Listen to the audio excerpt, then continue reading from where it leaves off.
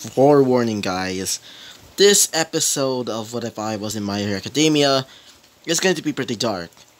Mostly containing, subjects of, the R word. And also bullying, sexual assault, and many other things. If you're sensitive to this type of crap, leave. Leave immediately. But those of you who are brave, well, come right in. And so, let us begin. Hello guys, I am back from another video, and today we're talking about What If I Was in My Hero Academia. So, in the last video, we moved on to another group, being the group of Pony, Tetsu, Aoyama, Tokoyami, Burnett, and Toga, as they made it to Ireland, where they meet, aka Bomb, as they also meet his, squire, Naruto, also known as the Demon Fox. Sorry about that. So, after fighting him for a while and also getting tricked by him, thinking that he's a good guy and doesn't want to fight, they see that he's completely enraged. When they see him enraged, they were terrified, because his persona was raw, but now, when he became in his shadow form, when he became into the, almost shadowy, form, where his body transforms into basically, an Imperial Guardsman from, 40k, but except, with the symbols of, Hell, Heaven, and also the Monster Realm, his persona changed into Cain, aka the First Murderer. The reason why I picked persona is because, the First Murderer, aka Cain, killed his brother, and you know what Michael Afton did? Killed his own brother. Makes sense. And so he basically caused Ireland to basically go into a flaming frenzy. They escaped, thankfully, but, Michael was pissed off at them. As, we moved to a little, cutscene. Not really cutscene, more like a little, epilogue. Where, Michael was talking to Lavenza.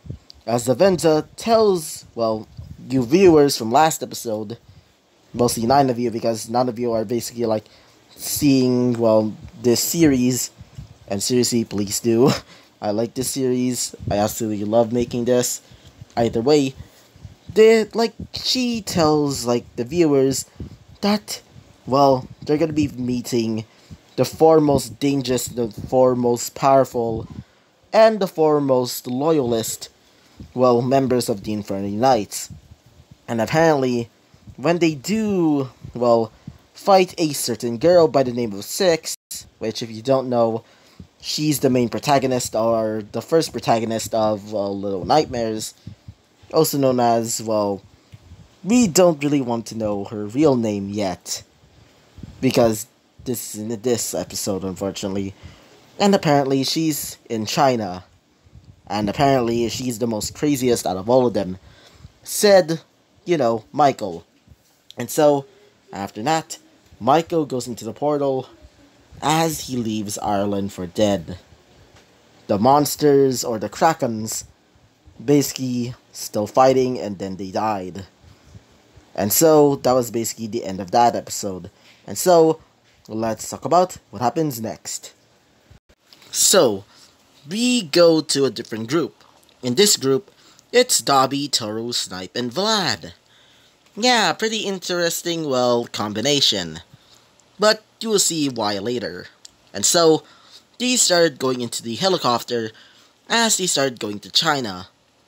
When they see China, China was completely different, turning into this almost, beautiful and quaint place. In fact, let's just say everybody's becoming a little bit lustful. After all, Six is the Knight of Libidine, or Libidian, also known in Latin as lust. And that is why she is the Arcana of love, or lovers. So, when they made it to that area, everybody, mostly boys and also some girls, basically started coming towards them with heart-filled eyes, and some of them are, posing provocatively. I meant, well, sexually, than anything else. As they started running away, as Vlad would say this, "What the hell is this place?" As Tora would say this, "I think this is supposed to be the land of lust or something like that." As Snipe would say this, "Oh, how did you figure that out, Sherlock?" As Dobby would say this, "Alright, everybody calm down." Either way, this place seems to be quite lustful. And all of the people here seem to be quite lustful as well.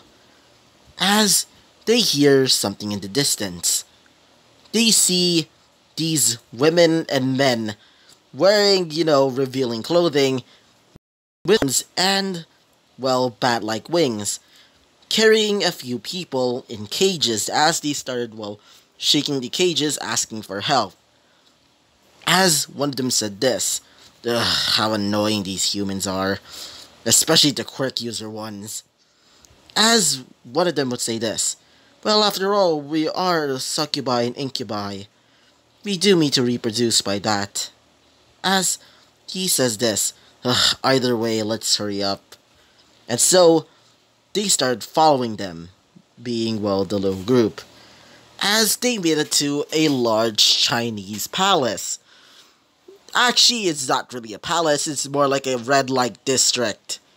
Yeah, so this episode is going to be an 18 plus episode, if I put it in the title. Anyway, so, this is actually going to be a short episode, because, this Inferno Knight is actually technically the weakest. In fact, I made her the weakest for a reason, because, let's just say when she does turn into her,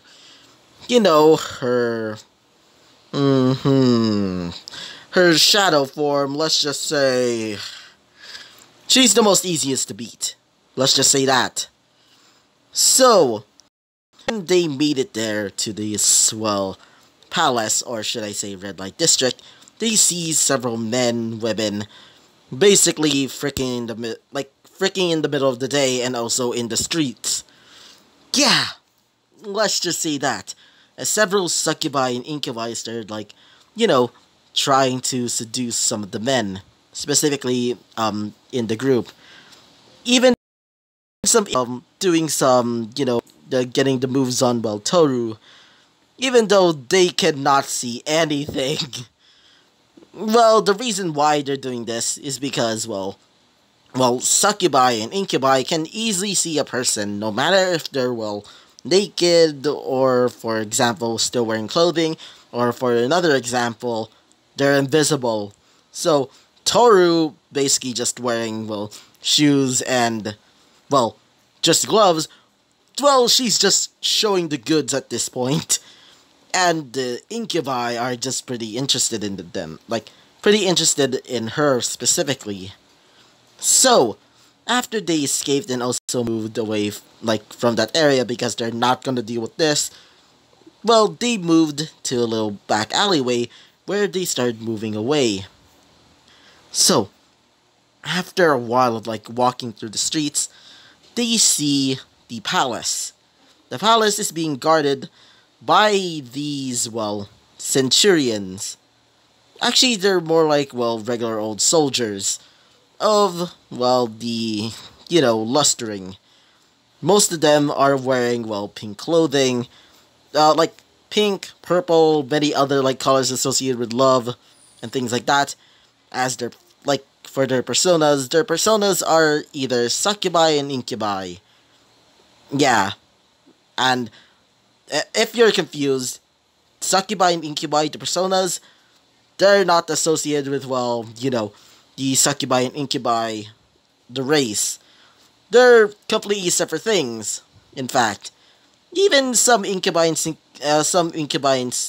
succubi are kind of pissed off if people confuse them for their persona forms. And yeah, let's just say it's super confusing. At this point, I'm sounding like Nasu at this point. Either way, so, after they sneak past the guards, they see the palace filled with, phallic, images, to say the least. So, after walking through the halls, they see, or should I say hear, moaning. I'm not joking. They hear moaning. As when they open that little door, they see a large, let's just, actually, just wait for a second. They see many men, freaking six. Yeah, as she's not really satisfied, saying, "Ugh, all of you are the same," as she throws one of them to the ground and kills them. As for the rest, they were also killed by her persona, well, Agrifontes, as she would say this. Next. Still naked and also covered in, well, you know. Why? Either way, she's still, naked, as a succubi basically arrives and says this. "Sorry, you basically killed all the men," as she would say this. "Oh, I see. Oh well," as she would say this. "Hey, my little brother and sister, are you perhaps, well, depressed?" As they come out, one resembles a woman wearing a trench coat and, trench coat, and also seems to be covering, one of her hands in bandages. She also seems to be wearing a paper bag and wielding a gigantic ass sword. The other seems to be a boy covering his hair. I wonder why. He seems to be wearing a black hoodie, and also, behind him seem to be several cone-headed creatures. As he would say this, being the boy with the, covered hair, he would say this. Whatever. I'm not even depressed. I just feel disappointed in you." As she would say this. "Oh, come on, brother. Do you really think that I'm, well, that depraved?" As he says this. "You're... either way, you're still pretty much this." As, well, the bag-headed one said this. "Yeah, I do agree, but still, she is still our big sister, and we should just respect her." As he says this. I just hate just seeing you this. What's the... whatever. I'm leaving. I need to get something to, drink or eat. As she says this. Being, well, 6. "Goodbye, Jonghoon Kin." I think that's supposed to be the name. Because, well, they basically have the same name. Well, except for 6. 6 is actually more like, well, their adopted big sister than anything else.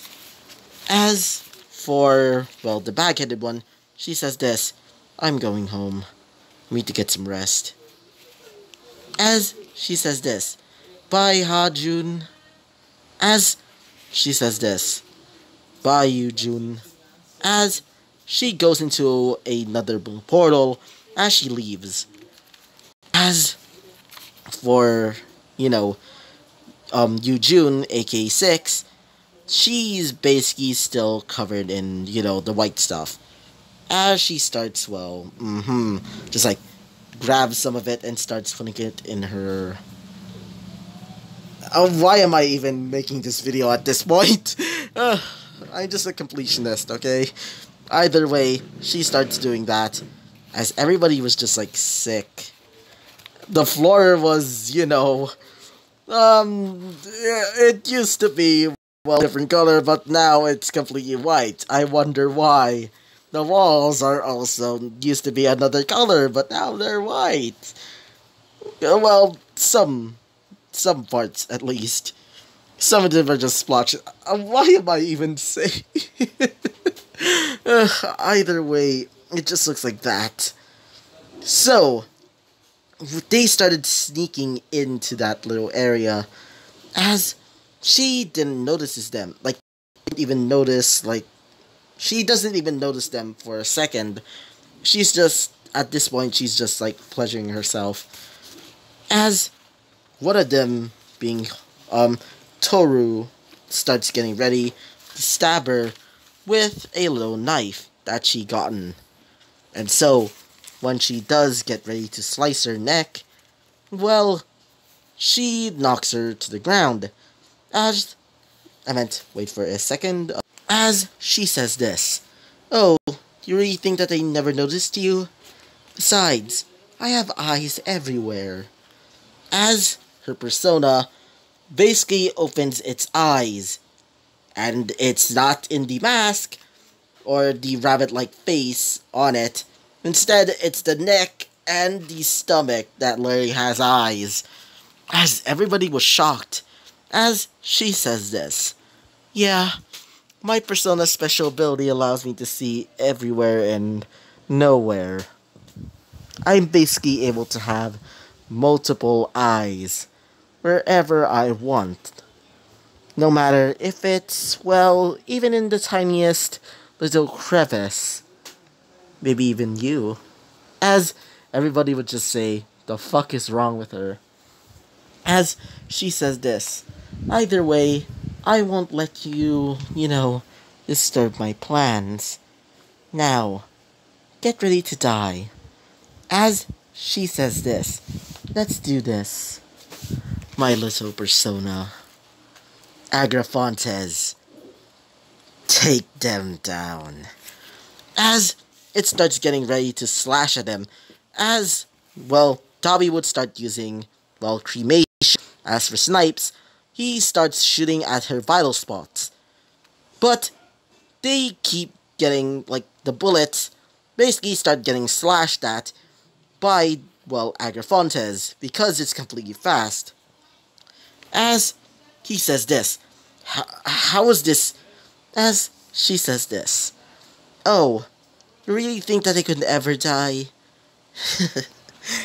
Sorry, but I already died, and I won't want to die again, unfortunately. Now, before you guys, get ripped apart, I guess I can tell you my story on how I became like this." As everybody just, like, still fighting, they hear her story. Apparently, she was a girl in Korea. Her real name was Yoo-Jin Lee.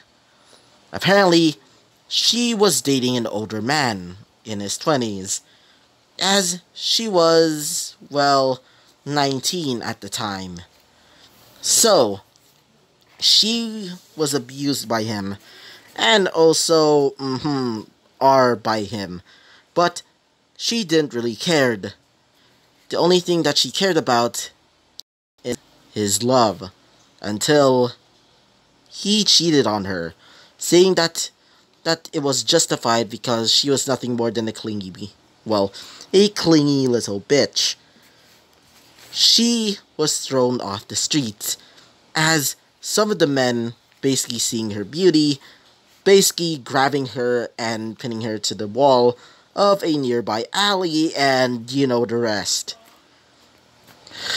She was killed, and, well, you get what happens next.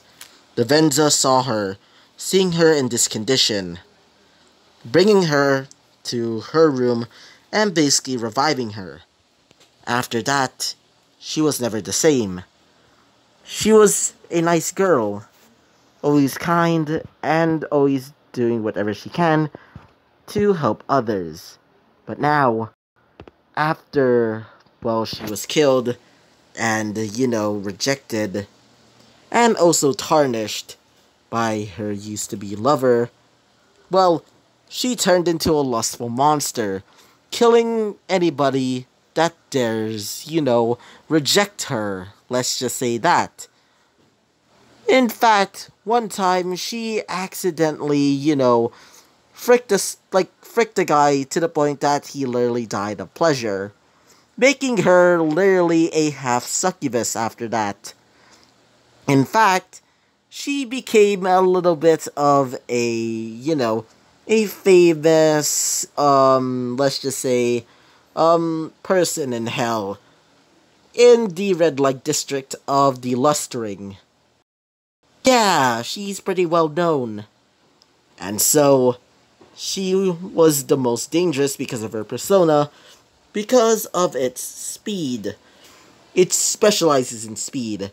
As for her, she specializes in, assassination and also taking down the enemy and also, you know, wait for it, seducing her target.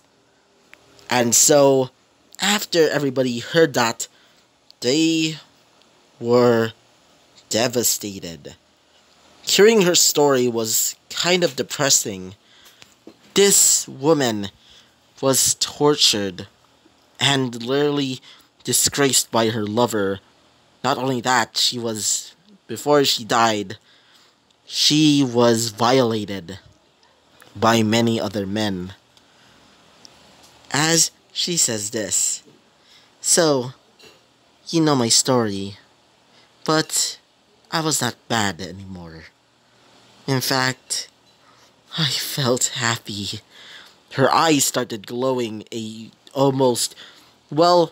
it's not really golden, it's more bronze than anything else. As her eyes become, bronze colored, as her pupils start becoming heart-like. As she says this, "I absolutely loved it." As they hear something in the distance, they see, a girl. This girl has greenish hair, as she also seems to have, rainbow-colored eyes. As she says this, "Seriously, you June, please, oh no." As one of them would say this, "Who are you?" As she says this, "Alright, I'm running away." As, Toru would say this, "I'm guessing that's supposed to be me?"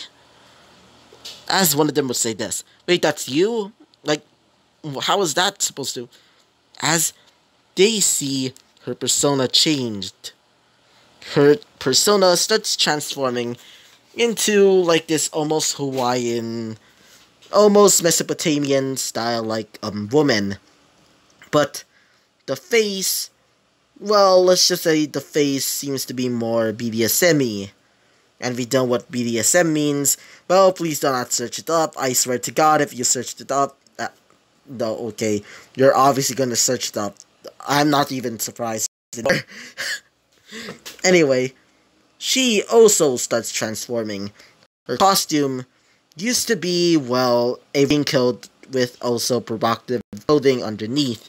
But now, it's just the provocative clothing mixed with, BDSM-y, and also, whatever stuff that's also sexual. Yeah. It's basically like that. As she starts saying this, "Come on, feel the pleasure. Feel my love." As her eyes start becoming more and more heart-like, as her face becoming twisted with pleasure, or at least her interpretation of pleasure, as everybody started running away, seeing that the kingdom that she now used to, rule over, started collapsing. As for the people, they started running away, finally escaping. This incubi and succubi, they basically disappear, including some of the soldiers, as she starts attacking each and every one of them, being Davi, Toru, Snipes, and Vlad. As for Dark Toru, just imagine her just looking like the concept art for what Toru looks like. when she doesn't have the invincibility. She looks the most normal, in fact.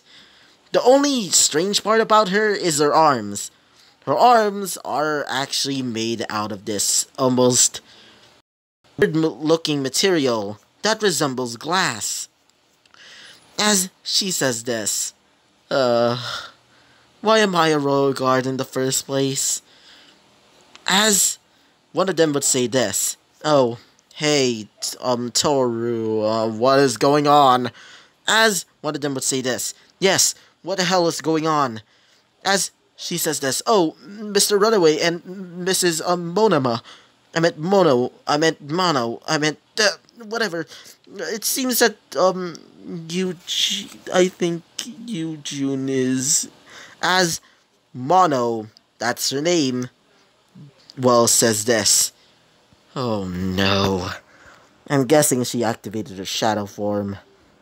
As she says this. Exactly. As Mono would say this. Runaway, I guess we can just... As Runaway would say this. Fine. Guess we had to take care of Big Sister. As they say this. Alright, Toru, you can leave. As Toru would say this. Oh, thank God. Could I... As she says this. Don't worry, your paycheck is over there. As she says, thank you. As she starts leaving. So, as for, well, you know, wait for a second. As for Six starts slashing at everybody. As she says this. Here, have my pleasure. Have everything that I want. Come on, hurt me. As everybody would notice that she's a masochist. Because every time when they attack her, well, it's more or less not even working. Because she's basically a freaking meat shield. At this point, she's acting like Darkness from Konosuba. I'm just starting to put in references on top of references at this point. So, at this point, everybody started, well, trying to take her down, including Toru with her, well, a special ability that she learned, which she creates a, well, blast of pure light. Yeah. Imagine her, well, flashbang ability, but instead it shoots out a blast of pure, well, light that literally acts like a laser. Yeah. As she starts saying this. Yes. More. Acting, well, really provocatively. Just imagine, well, the, poses and also the, well, disturbing faces in, you know, Kill la Kill as well. She basically has that type of face, similar to, like, I think her name was, like, Yagyu or something? I can't remember. She's basically the mother of, like, of Satsuki. As, after a while, well, Runaway and, well, Mono would, well, knock her out, as everybody was confused. As Dobby would say this. Wait. What are you doing? As Runaway would say this. We have to take care of our sister. Like, seriously. As Mono would say this. Yeah, Big Sister seriously needs to get some help. By the way, we're sorry about what's happening. And we won't be fighting until our sister won't, you know, at least turn back to normal. As they say this. Wait. Is she supposed not to... As she says this. Yes, she usually doesn't have this much, you know, that stuff.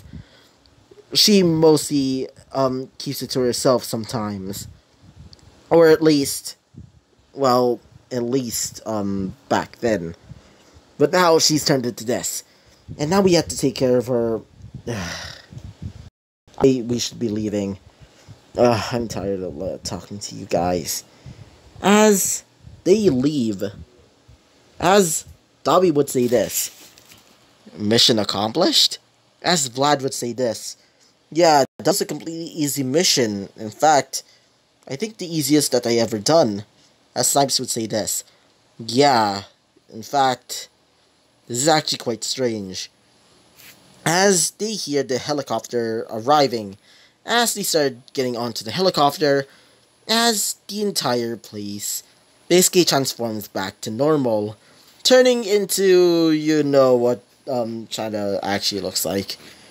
Yeah, not really good. Either way, it turns back to normal, or at least normal as it should be. Anyway, and so this is the end of this episode. So, yeah, that was a completely interesting episode, I guess. Either way, this is going to be the end of the episode. I hope you liked the video. Comment, subscribe, and also don't forget to like the video so you can help with my channel. And I hope to see you guys next time. Bye bye.